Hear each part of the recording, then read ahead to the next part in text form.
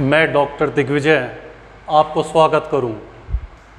जैसा कि पिछले वीडियो में हमने मुग़ल साम्राज्य के अंतर्गत जाट विद्रोह की बात करी और आप ही बतावे को प्रयास कियो कि किस प्रकार जाटों के विद्रोह के पीछे मूल कारण का है। सामाजिक और धार्मिक कारण जो पिछली बार के पार्ट में रह गए, जिनकी चर्चा हम आज करेंगे।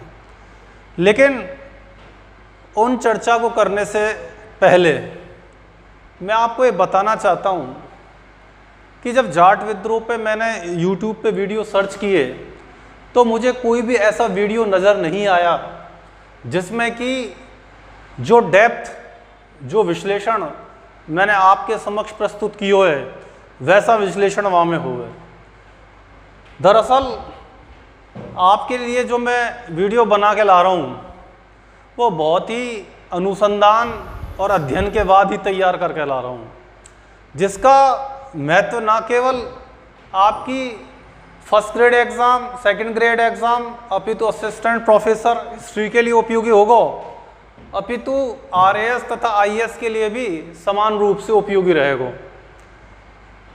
आप कहेंगे सर आप तो बहुत बड़ी बात कर रहे हैं, RAS IAS।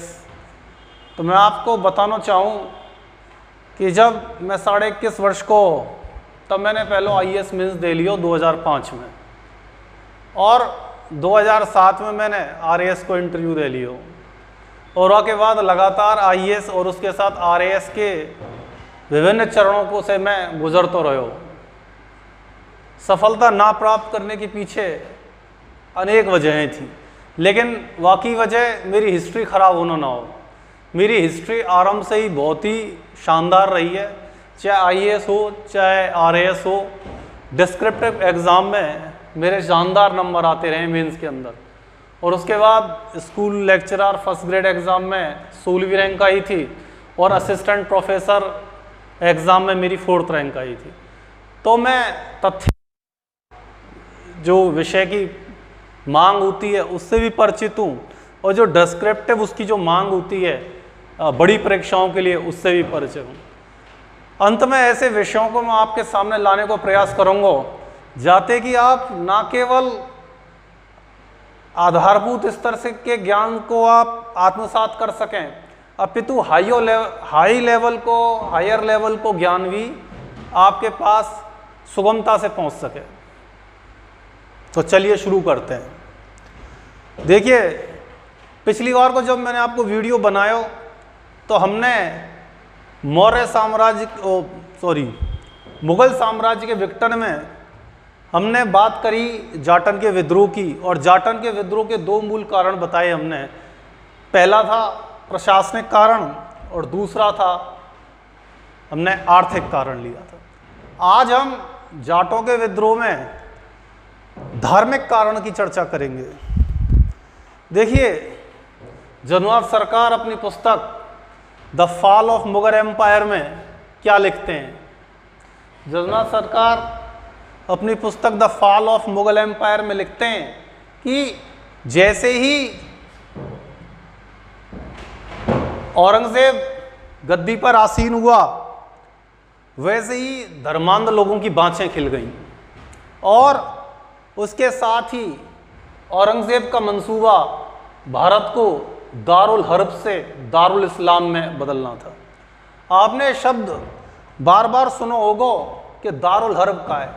भैया ये दारुल हर्ब है का चीज़ और दारुल इस्लाम का चीज़ है, लेकिन आपको कोई बताने वाला मिला ना होगा कि दारुल हर्ब और दारुल इस्लाम में क्या अंतर है। तो आज उस अंतर को स्पष्ट करते हैं। पहले तो जो औरंगजेब की नीति का अंतर, औरंगजेब की नीति थी तलवार के दम पे दारुल हर्ब को दारुल इस्लाम में बदल। दारुल हर्ब वस्तुतः दारुल हर्ब जो है वो ऐसे भौगोलिक प्रदेश के लिए शब्द प्रयुक्त किया जाता है जिस प्रदेश की बहुसंख्यक जनता जो है वो गैर इस्लामिक है, अर्थात गैर इस्लामिक धर्मों को मानने वाली है, और जिसमें शरीयत लॉ लागू नहीं होता।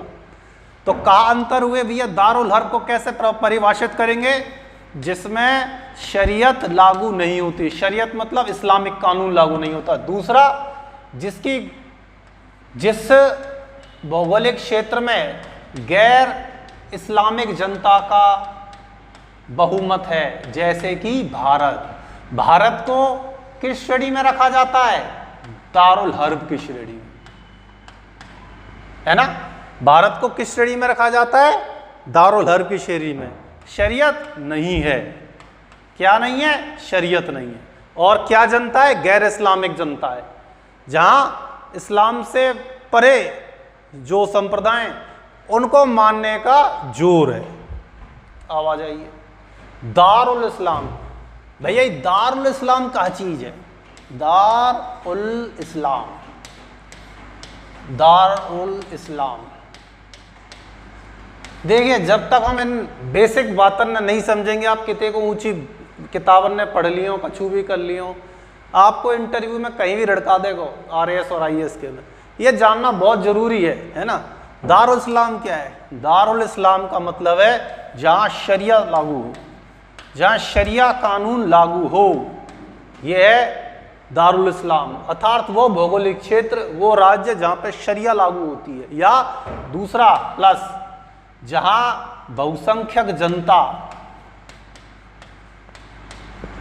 बहुसंख्यक जनता क्या है? इस्लाम को मानने वाली है। ये क्या हुआ? दारुल इस्लाम। दारुल इस्लाम के उदाहरण कौन से हैं? सऊदी अरब, सऊदी, कतर, तुर्की, ये क्या है? दारुल इस्लाम के आगे। अब तुर्की नहीं, अब तो तुर्की गए उस जमाने में टर्की या मध्यकाल की बात कर रहे हैं, ये वाले स्थिति। सऊदी अरब वर्तमान में भी देखें, सऊदी अरब है, कतर है, बहरीन है, ये दारुल इस्लाम के देश, अर्थात भौगोलिक देश जिसमें शरिया और बहुसंख्यक इस्लाम लागू हो। औरंगजेब का उद्देश्य क्या हो? भैया औरंगजेब को साफ उद्देश्य हो, दारुल हर्ब को दारुल इस्लाम में बदलना है। और दारुल इस्लाम में कैसे बदलना है? कि या तो जो गैर इस्लामिक जनता है उसका धर्म परिवर्तन किया जाए, और जो धर्म परिवर्तन नहीं करेगा वह मौत के घाट उतार दिया जाएगा। आ जाओ अब आगे।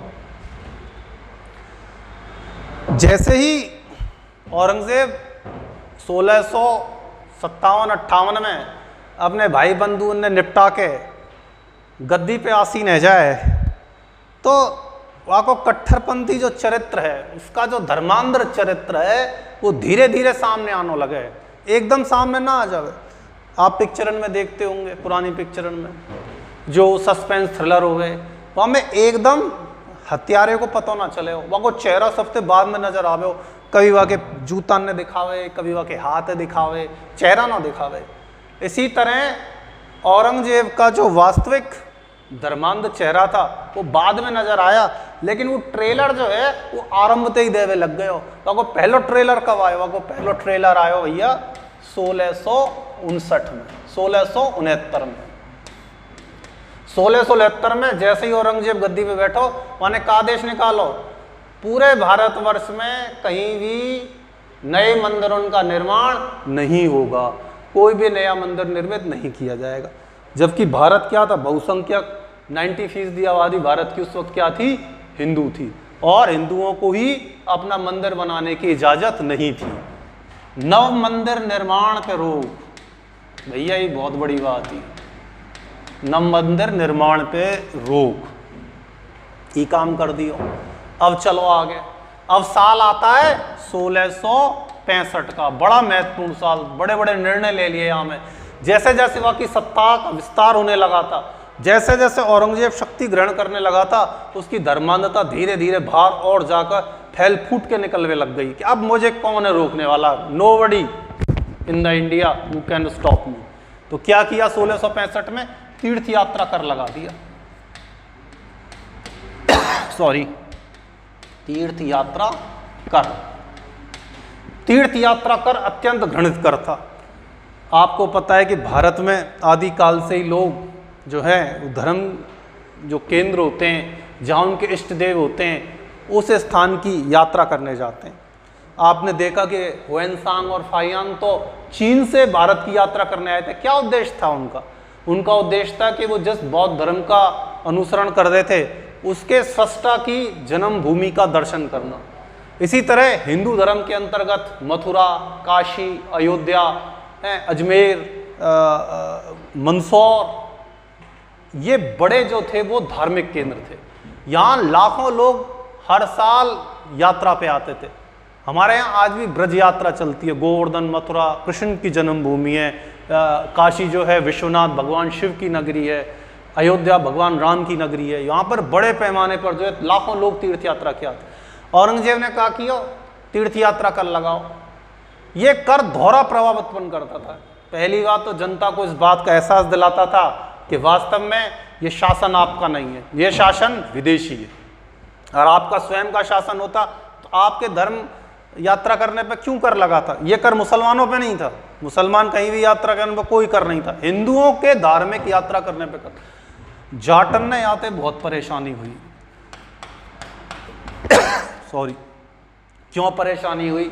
जो मैंने आपको पहले बताया कि गंगा यमुना दोआब का जो क्षेत्र था वही जाटों का क्षेत्र था, जिसमें दो महत्वपूर्ण क्षेत्र आते थे तीर्थ स्थल, भगवान श्री कृष्ण की जन्मभूमि मथुरा और अयोध्या।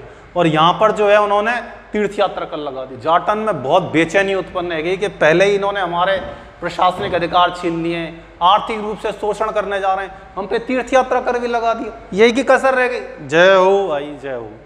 तो ये उसने काम किया औरंगजेब।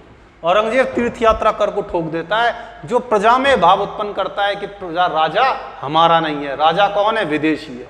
विदेशी है तो क्या होना चाहिए? विरोध होना चाहिए। अब देखो 1665 में दूसरा काम क्या करता है?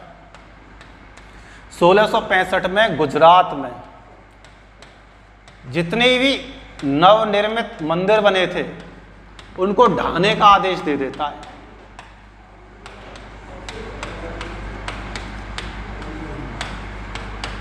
ढाने का आदेश। एक्चुअली में क्या हुआ था कि आपको याद होगा, जब औरंगजेब मुगल बादशाह होता हुआ ने गुजरात की सूबेदारी कुछ दिनों के काजे औरंगजेब को दे दी। औरंगजेब ने अपनी धर्मांधता को वहीं से प्रदर्शित करना शुरू कर दिया था और वहाँ ने बड़े पैमाने पर गुजरात में जो है मंदिर डाल दिए। लेकिन बाद में वो उत्तराधिकार के संघर्ष में उलझ गया, लंबे समय तक गुजरात पे ध्यान नहीं दे पाया। तो वहाँ के जो धर्मनिष्ठ हिंदू है इन्होंने उन मंदिरों को पुनर्निर्माण करवा दिया। जैसे ही ये बात शासन पे मजबूत होने के बाद पता लगी किसको? औरंगजेब को। भैया वहाँ ने वे गुजरात के जितने भी नव मंदिर बने वे सारे ढा दिए। उतारो, ढाओ, इनने कोई नहीं बचेगा, सब ढा दिए। और 1665 में ही वो एक तीसरा काम करता है, वो और भी तगड़ो काम हो भैया। वो क्या करता है? धर्म के आधार पर चुंगी लगा देता है। धर्म के आधार पर चुंगी। कैसी चुंगी? जो हिंदू व्यापारी हैं विन पे 5%, मुस्लिम व्यापारी हैं विन पे 2.5%, और बाद में 2.5% को भी वो हटा लेता है। ये दूसरा आघात था। अब स्पष्ट होने लग गया जनता है कि भैया ये तो हमारे व्यवसाय और वाणिज्य को खत्म करना चाह रहे हो। अर्थात जाटों के समूचे क्षेत्र में विरोध उत्पन्न हो गया। बहुत से जाट ऐसे थे जो दूध का धंधा करते थे, कृषि के उत्पाद बेचने जाते थे। अब उनके वस्तु पे तो लग रहा 5% कर, और मुसलमान व्यापारी बाकी वस्तु पे लग रहा 2.5% कर, और बाद में 2.5% भी हटा लियो। अब या को माल है को बनियान को या दूसरी कॉमन को 5% महंगो और मुसलमानों को है को 5% सस्तो। तो बाजार में जो चीज़ महंगी होगी क्यों खरीदेगा भाई वो कोई आदमी? सस्ती चीज़ें खरीदेगा। तो लोग सस्ते के चक्कर में मुसलमानों पे जाने लग गए। तो ये दूसरा बड़ा फैसला, तीसरा बड़ा फैसला था 1665 में, जो राज्य की विभेदकारी, उसकी धर्मांधता की नीति और साथ में जो अपने नागरिकों के बीच में ही शोषणकारी और विभाजनकारी नीति लागू कर रहा है, उसका स्पष्ट उदाहरण था। ये और असंतोष उत्पन्न कर रहा था, क्योंकि दिन प्रतिदिन बाजार में जब वे जावे मार्केट, मथुरा के मार्केट में, आगरा के मार्केट में जाट, तो बिनको वस्तु महंगी मिल रही। हिंदू की दुकान जिनते हुए लंबे समय से सामान ले रहे, और मुसलमान की दुकान पर जावे वो सस्ती मिल रही। तो प्रॉब्लम शुरू हो गई कि यार ये तो हम जिनते परंपरागत हमारा धंधो रोजगार चल रहा, कभी उधार भी लिया हमें, कभी नगद भी दिया हमें, अब इन पे तो सस्ता महंगो मिलने लग गए, कैसे काम चलेगा? बड़ी समस्या उत्पन्न हो गई। आगे और क्या किया? फिर अंतिम बहुत बड़ा बढ़िया काम किया भाई विद्रोह के लिए बहुत बढ़िया था। वैसे तो इसको कोई अच्छा काम नहीं कह सकता, लेकिन विद्रोह तभी उत्पन्न होते हैं जब शासक आतताई नीति अपना लेता है। 1659 में 1669 में औरंगजेब ने फरमान जारी कर दिया कि राज्य में जितने भी मंदिर हैं सबको गिरा दिया जाए। राज्य में जितने भी मंदिर हैं, जितने भी मंदिर निर्मित हैं, उनको सबको गिरा दो भाई। बड़े पैमाने पर उत्तर भारत में मंदिरों का विध्वंस हुआ। काशी विश्वनाथ का जो प्रसिद्ध मंदिर है वाराणसी में, उसको ध्वस्त कर दिया गया। गुजरात का प्रसिद्ध सोमनाथ का मंदिर है, उसे धूल में मिला दिया गया। इसी तरह केशवराय मंदिर मथुरा का था, जिसकी प्रतिष्ठा पूरे क्षेत्र में अत्यधिक बढ़ चढ़ गई थी, उसको भी तोड़ दिया गया।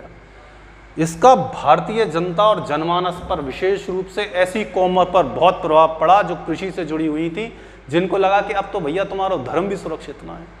और सबसे बढ़कर 1679 में जजिया कर लगा दिया। जजिया कर औरंगजेब की धर्मांधता की नीति की पराकाष्ठा थी। जजिया कर इसलिए बहुत घृणित कर था कि यह जनता को फिर से मुस्लिम और गैर मुस्लिम में बांट देता था, और मुसलमान ना होने के कारण आप पर यह जजिया कर लगाया जाता था। आप ये जान के आश्चर्य करेंगे कि औरंगजेब ने ये जो नीतियां लागू करी थी, इनके बहुत ही सोची समझी रणनीति के तहत ये लागू की गई थी। यार भाई, हाँ, सोची समझी रणनीति के तहत ये नीतियां, धर्मांधता की नीति लागू हुई थी। इसका उद्देश्य क्या था? पहला इसका उद्देश्य था राजस्व में वृद्धि करना। क्यों वृद्धि करना? क्योंकि मैंने आपको बताया कि दक्कन में कभी खत्म ना होने वाली लड़ाइयों में औरंगजेब फंस चुका था, और वो हर ऐसे सोर्स की खोज कर रहा था जिससे राजस्व में वृद्धि हो सके। तीर्थ यात्रा कर लगाओ, पैसा आएगा, टैक्स आएगा, और सैनिक हम दक्कन में भेज सकेंगे, हैं? मंदिर ने बनने मत दो, मंदिर ने तोड़ो। तीसरा, चुंगी बढ़ाओ हिंदुओं पे, क्योंकि ज्यादातर व्यापारी कौन होते थे? हिंदू होते थे। ज्यादा टैक्स लगाओ, इनके ये माल भले ही ज्यादा बेचे मगर राज्य को ज्यादा टैक्स में वृद्धि। तो इन सब उद्देश्य क्या था? राजस्व में वृद्धि। लेकिन सबसे बड़ा उद्देश्य क्या था? वो था इस्लाम का प्रचार और प्रसार।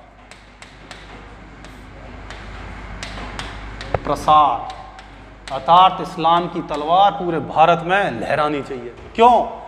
क्योंकि जो ये नीतियां लागू की जा रही थी, इनका उद्देश्य कहीं ना कहीं जनता के एक बहुत बड़े वर्ग को बहला फुसलाकर दमन के माध्यम से मुगल साम्राज्य में इस्लाम स्वीकार करने के लिए प्रेरित करना था। कैसे?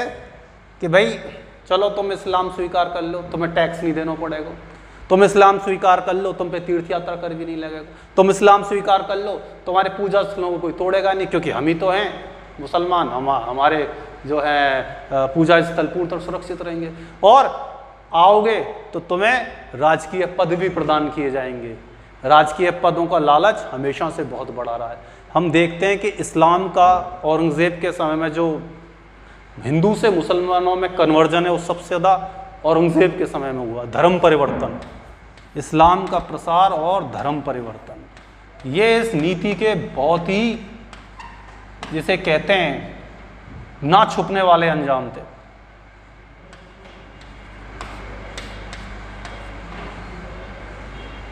राजस्व में वृद्धि, इस्लाम का प्रचार और धर्म परिवर्तन को बढ़ावा देना, ये मूल इनके केंद्र में था। लेकिन आप कहेंगे साहब, जाट जिस क्षेत्र में ये केंद्र में ये सब कुछ चल रहा था, वो क्यों रुष्ट हो गए? उन्होंने क्यों तलवार उठा ली? देखिए, मैं आपको इतिहास के उदाहरण से समझाता हूं कि इतिहास में जब भी धर्मांधता आई है और जब शासक वर्ग किसी ऐसे वर्ग के व्यक्ति को अतताई और धर्मांधता की नीतियों से दबाने का प्रयास करता है जिसका कि शासन में भागीदारी नहीं है, तो उसके परिणाम या तो गृह युद्ध होते हैं या राष्ट्रों के युद्ध होते हैं। आप ज़्यादा दूर ना जाएं, 1095 से 1293 तक मोटे मोटा यही काल था। शायद ये 1295 था और ये 93 था। 200 वर्षों का जो एक काल है, ये यूरोप में क्रूसेड का काल कहा जाता है। क्रूसेड अर्थात धर्म युद्ध।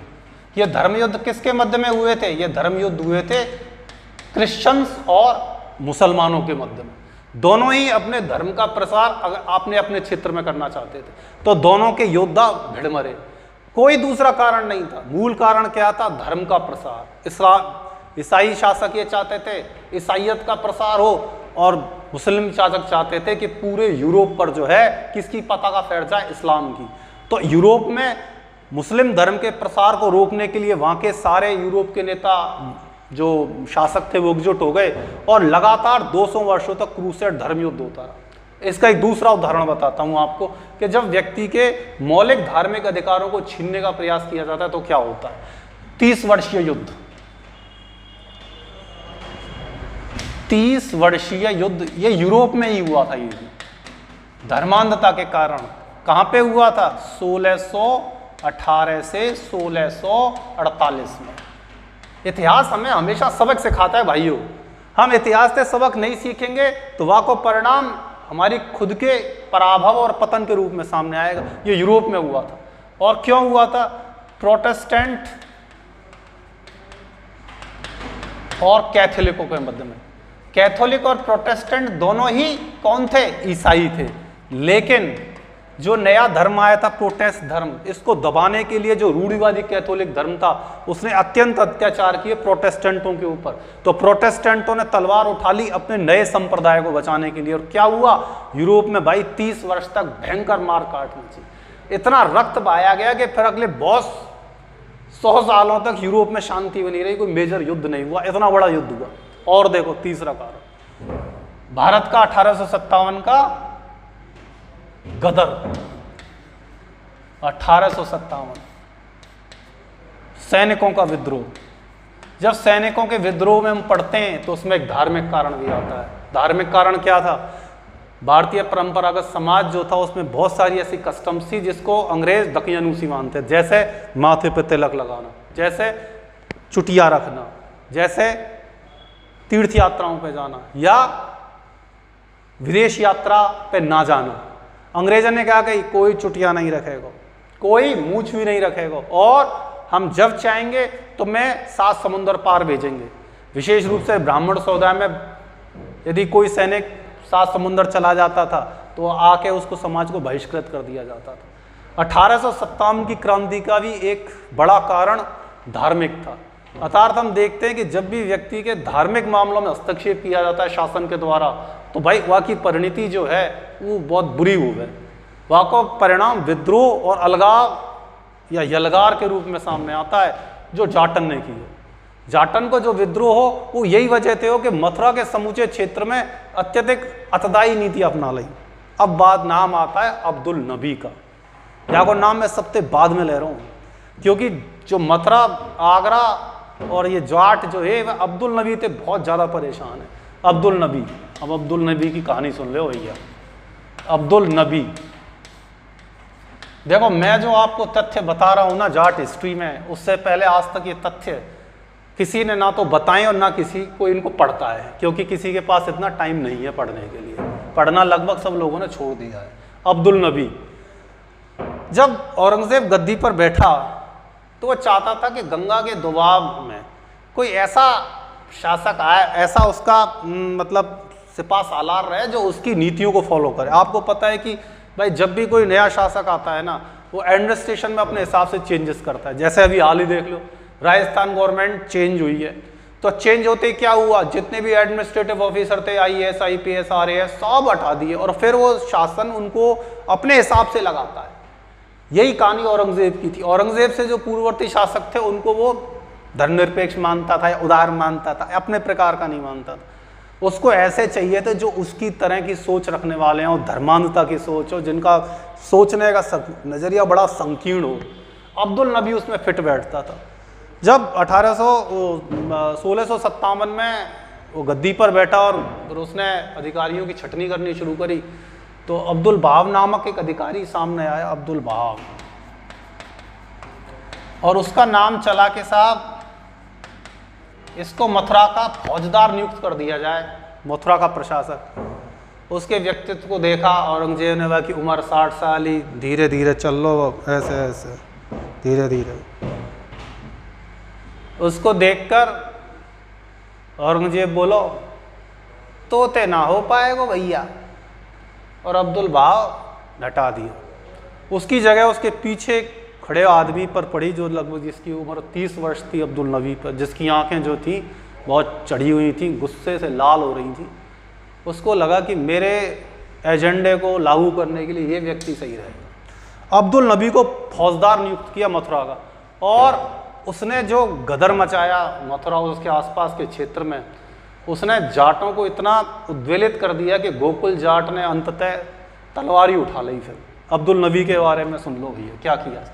1661 में इसने मथुरा के बहुत सारे मंदिरों को तोड़ दिया, और मंदिर तोड़े ही नहीं, माने मंदिर तोड़ के वहाँ पे जामा मस्जिद का निर्माण करा दिया 1661-62। जो आज की जामा मस्जिद है मथुरा की, ये अब्दुल नबी के द्वारा निर्मित है, जिसको उसने वहाँ के बहुत सारे मंदिरों को तोड़कर उन मंदिरों की जगह पर जामा मस्जिद जो है खड़ी कर दी। और वो चिढ़ाती थी हिंदुओं को कि देखो तुम्हारे मंदिरों की, तुम्हारे देवताओं की कोई वैल्यू नहीं है, हमारा इस्लाम जो है वो अखंड है, अखंड रहेगा। जामा मस्जिद बनवा दी। 1665 में इसने क्या किया, केशव राय मंदिर के जो पिलर थे उनको तोड़ दिया, पिलरों को तोड़ दिया। और सबसे बड़ा काम क्या किया इसने, 1670 में केशव राय मंदिर को ही पूरा ध्वस्त कर दिया, उसको जमीन में मिला दिया। केशव राय मंदिर की प्रतिष्ठा बहुत बढ़ चढ़ कर थी पूरे ब्रज के क्षेत्र, लाखों श्रद्धालु उस मंदिर की यात्रा करने। जब उनको पता चला कि हमारे मंदिर को ही ध्वस्त कर दिया, तो पब्लिक के अंदर में जो है भयंकर अग्नि की ज्वाला कूदने लगी। पर मैंने जैसा बताया कि धर्म इतना संवेदनशील मुद्दा है भाइयों, कि जब भी धर्म पे कोई प्रभाव होवे तो वह को परिणाम विद्रोह के रूप में सामने आवे। जाको उदाहरण हम स्वयं औरंगजेब के समय में ढूंढ सकें। औरंगजेब ने 1675 में गुरु तेग बहादुर को शीशगंज गुरुद्वारे पर सिर कलम कर दिया, और अंतिम गुरु बने गुरु गोविंद सिंह। ये 9th गुरु थे। इनसे क्या कहा, या तो इस्लाम स्वीकार कर लो या मौत स्वीकार कर लो। गुरु तेग बहादुर ने कहा बंदा जो है मौत स्वीकार करेगा, इस्लाम स्वीकार नहीं करेगा, गला काट दिया। उसके बाद गुरु गोविंद सिंह के समय में इतना बड़ा मिलिटराइजेशन हुआ कि सिख जो थी एक कृषक जाति से एक मार्शल कौम बन गई।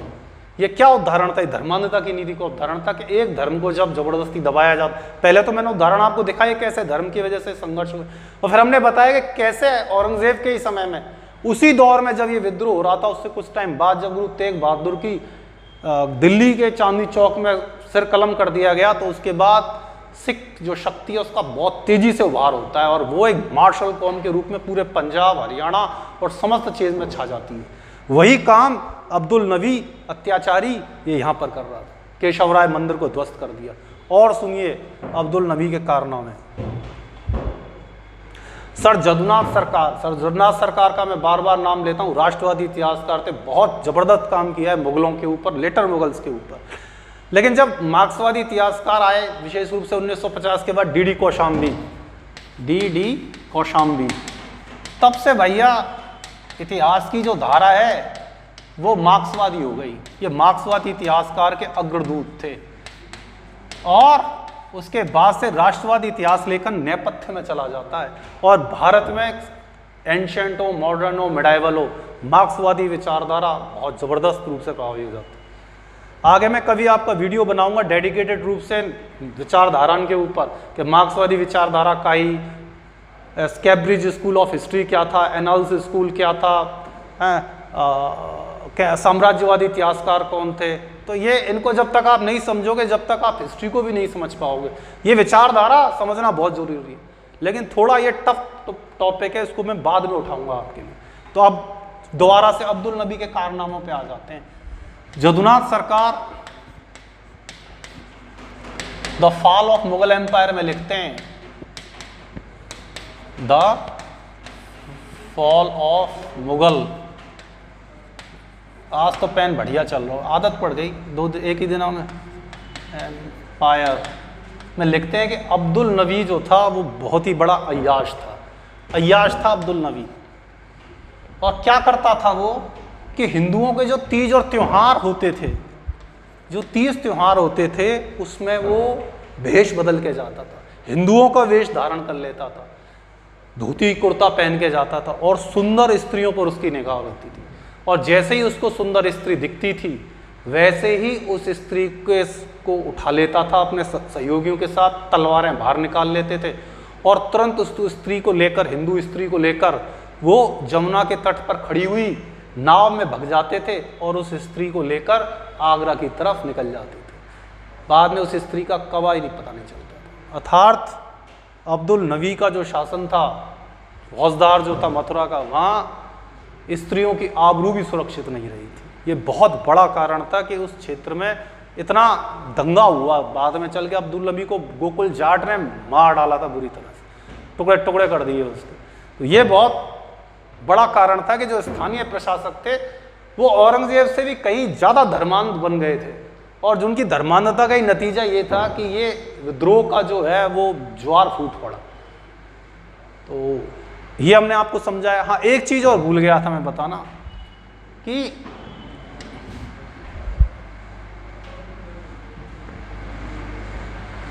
सोलह सौ 68 में एक काम और करता है, चल नहीं रहा, मैं वैसे ही बता देता हूँ।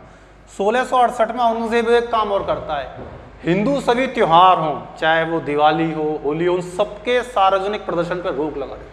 अर्थात आप किसी भी सार्वजनिक स्थल पे ना होली मनाएंगे, ना दिवाली मनाएंगे, ना कोई धुलेंडी मनाएंगे, कोई त्यौहार नहीं मनाएंगे। इसका बहुत नेगेटिव इम्पैक्ट पड़ रहा था मुगल साम्राज्य के। बोले भैया, जब हिंदू बोलने लगे भैया जब हमें ना तो हमसे तीर्थ यात्रा कर वसूल किया जा रहा है, हम अपने 30 त्यौहार मना नहीं सकें, अकबर के समय पे हमें आज़ादी मिली आ रही है और ये सारी आज़ादी छीन रहे हो, ग्राम स्वायत्ता हमारी छीन ली, हमारे जो खाप पंचायती बिन में हस्तक्षेप करने लग गए हो, हमारे 30 त्योहारों पर रोक लगा दी, हमारी बहन बेटी सुरक्षित नहीं है, हैं? तो ऐसे शासन को उखाड़ फेंक देना बहुत जरूरी है। अब लास्ट का जब पार्ट आएगा तीसरा, उसमें मैं बताऊंगा कि किस प्रकार इस आंदोलन की सामाजिक पृष्ठभूमि क्या थी और विचारधारा ने इसमें क्या योगदान दिया। ये पहली बार ऐसा होगा कि जाट विद्रोह में कोई विचारधारा की भूमिका को अंगीकार करेगा और विचारधारा की भूमिका को भी स्पष्ट करेगा। तो वीडियो को देखने के लिए आप सभी का बहुत बहुत धन्यवाद। राम राम।